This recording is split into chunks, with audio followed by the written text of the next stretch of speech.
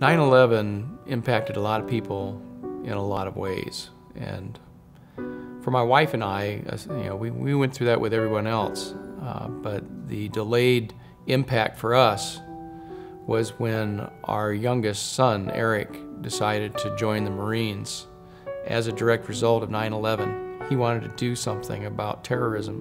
He felt he needed to.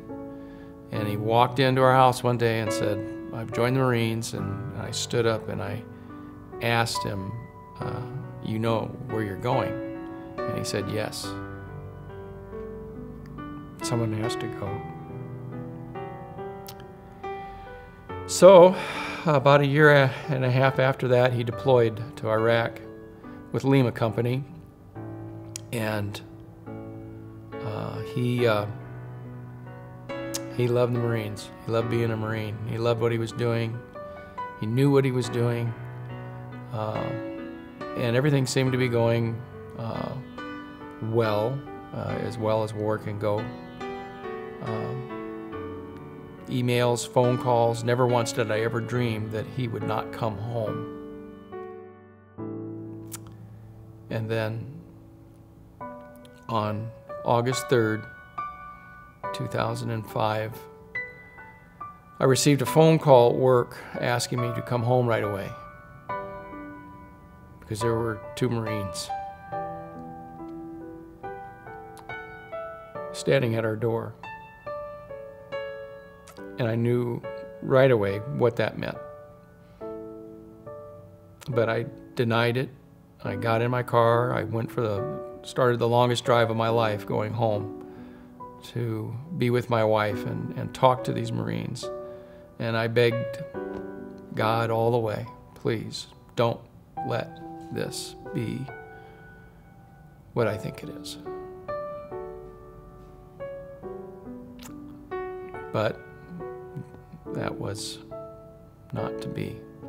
Kath and I heard the words, "I'm sorry to inform you," and our world changed.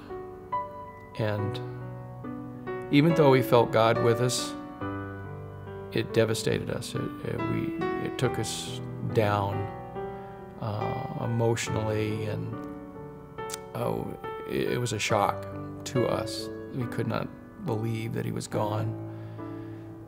And that's when life knocked us down. Life changed for us. And I remember